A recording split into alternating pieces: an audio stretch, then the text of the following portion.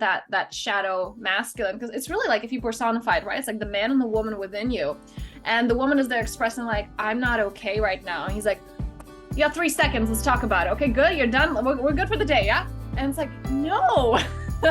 No, that's not okay. And because he just wants to get things done, right? And but it just took time, and I've just put myself first before everything else, and that's my new version, because before it was everything else and then me second, third, fourth, and then having first of all the courage to just open up to that. And to some people it may sound extreme, like that, like, right, like what, you have like a whole like feeling in your body and sitting down and putting on meditation, like isn't that long? It's like, you can't afford not to do that. It doesn't take time, it creates time. You cannot afford not to do that, because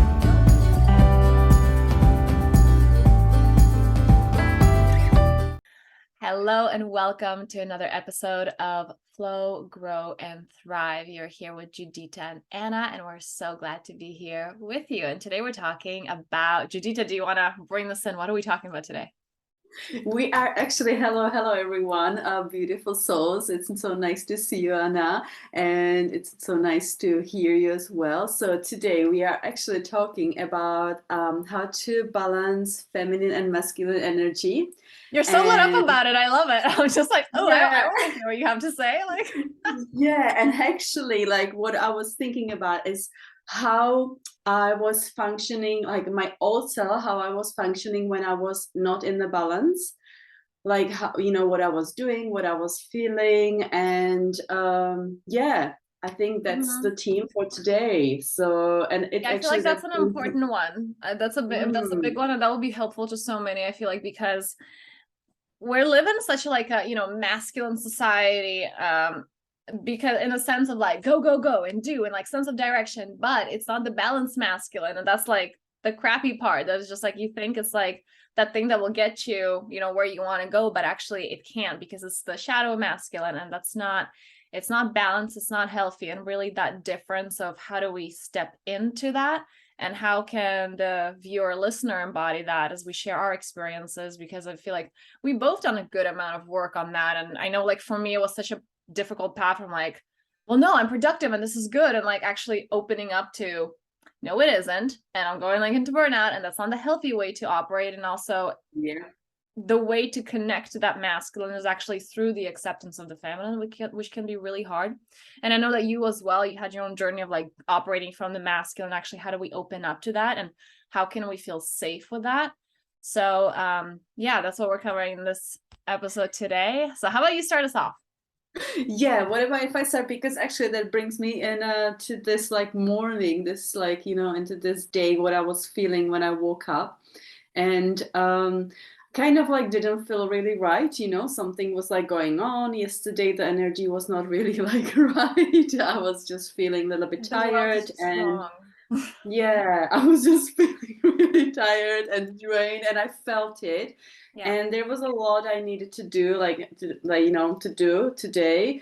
And I was just thinking, okay, my old self would just like, buried all these feelings of actually like not feeling anything and just like going to do the things and get like, woman, we have a to-do list. Okay, there are no time for feelings. Yeah, exactly. That's what I would do, like as my old self. But this morning I was like, okay, what about if I just stop and put some meditation on and just connect with myself and to see what's going on. So what I usually do is that I place one like hand on my heart, one on my womb, and I just like, breathe in, and whatever the message is, whatever it is that I'm feeling, I just let it come through. I believe that's something similar for you too.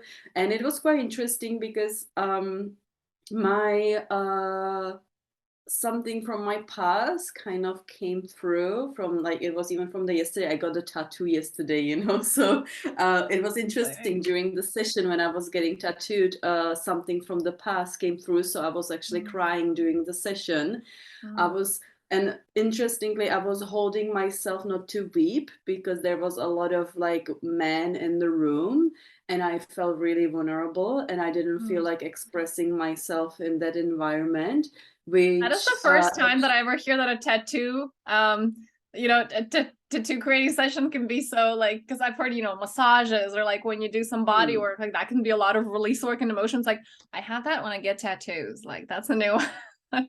Yeah, Okay. yeah, that was quite interesting. So, yeah, and because I actually didn't go into the full feeling of like, letting Mm, that emotion to come through me. yeah. It's like when you are in the theater, you don't start really like, don't really go into your full emotions because there's a lot of people around you or there's something happening on the stage. But I I don't know. actually, yeah, It's but not I like a actually full blown believe that like maybe I want that's to feel my something for me feelings to now. do.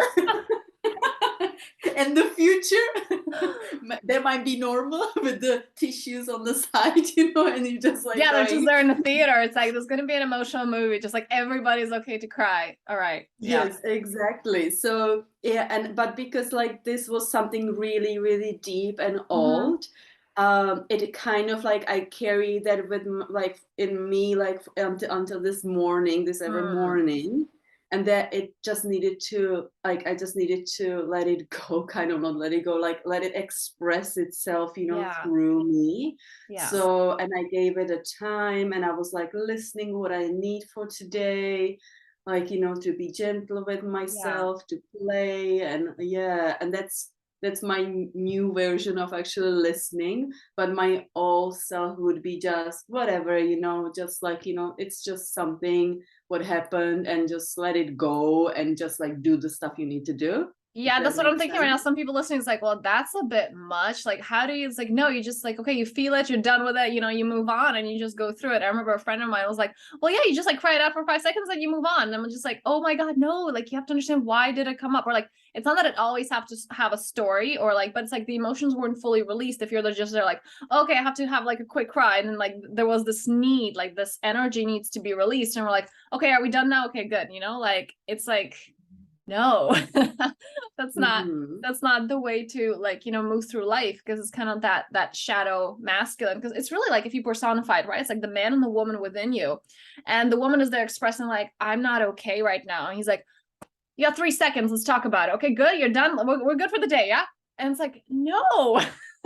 No, that's not okay. And because he just wants to get things done, right, and she's there like the emotional one. But it's like when they actually start to work together as a partnership and then you have that inner marriage within you, that direction and that purpose and that like the just how productive you can be is just completely different when you don't have to drag that part of you, but rather when it works together, it's like, this does feel good, this doesn't, how can we work together?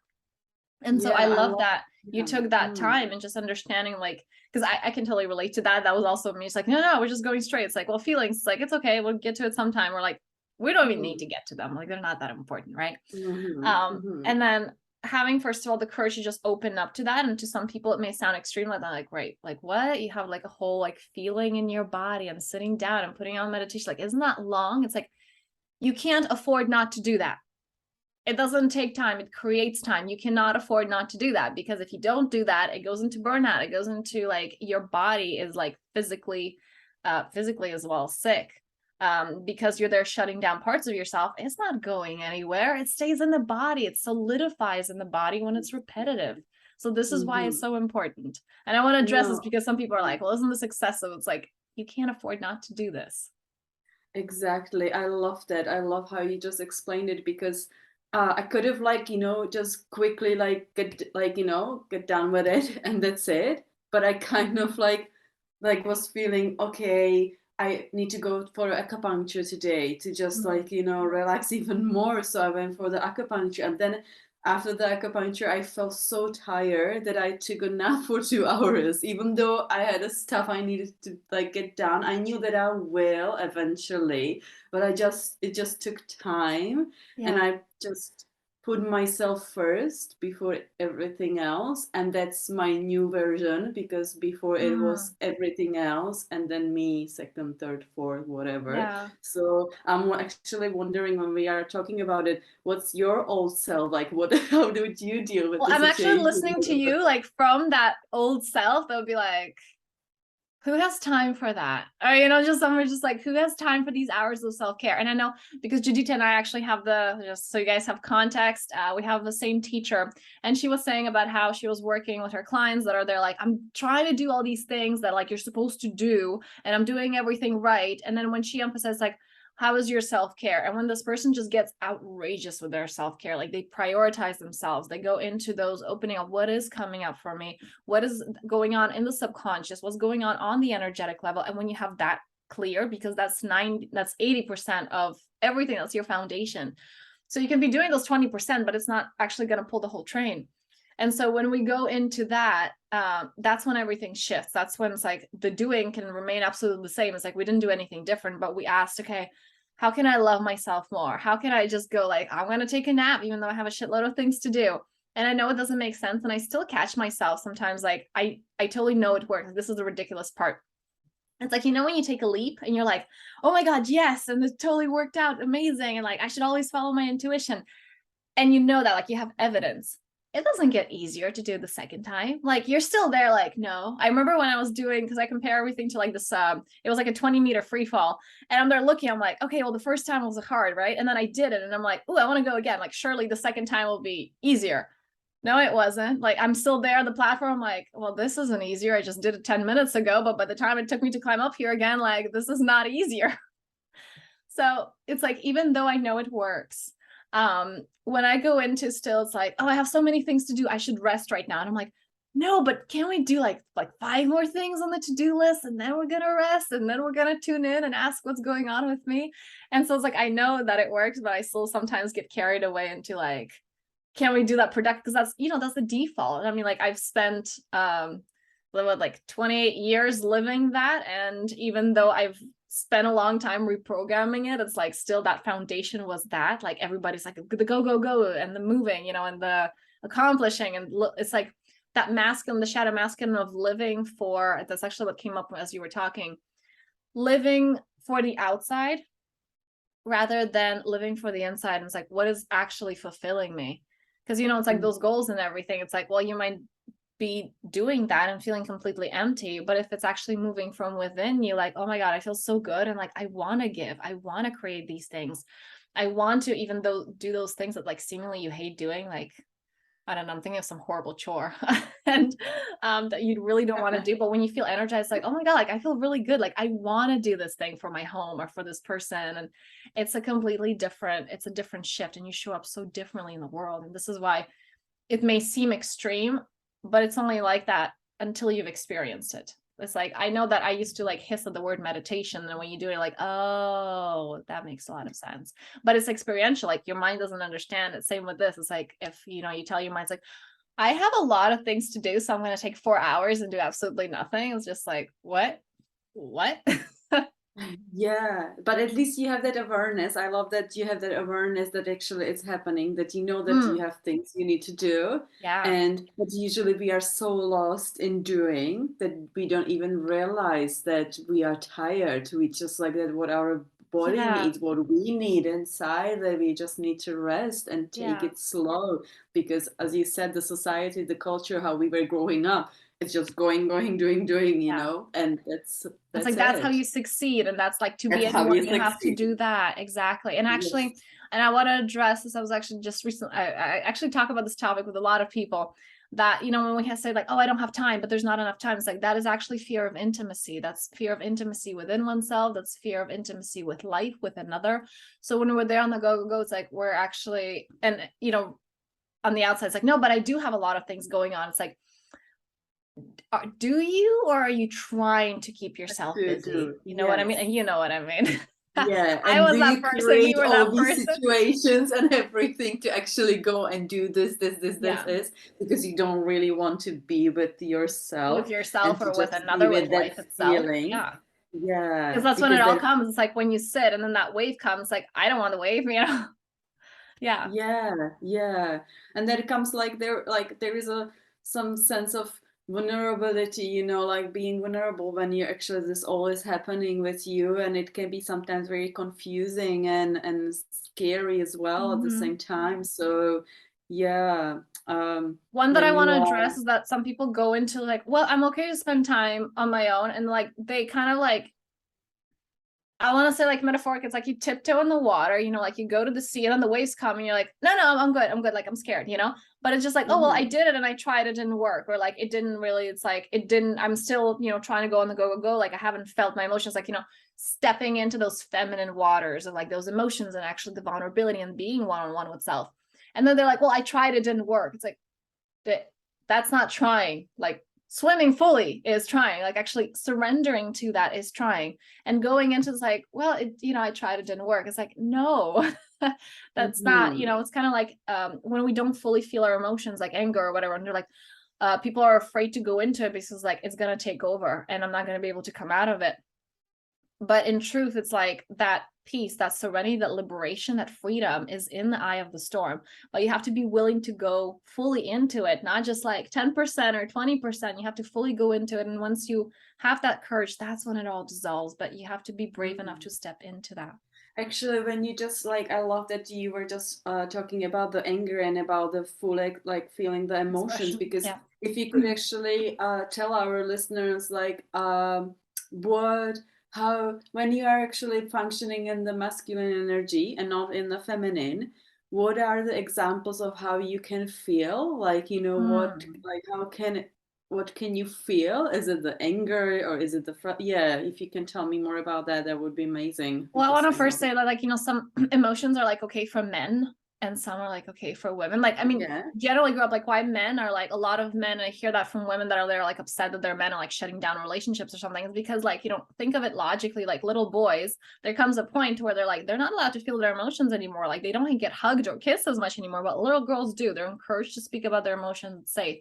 Boys are okay to, let's say, like get angry, and then there's like, Mm. okay, that's the masculine, you know, expression. It's like, no, it isn't. The anger storms or any kind of storms is still a feminine energy, but it's just the shadow feminine. That's just like, its release is like when it explodes, when you can't hold it anymore.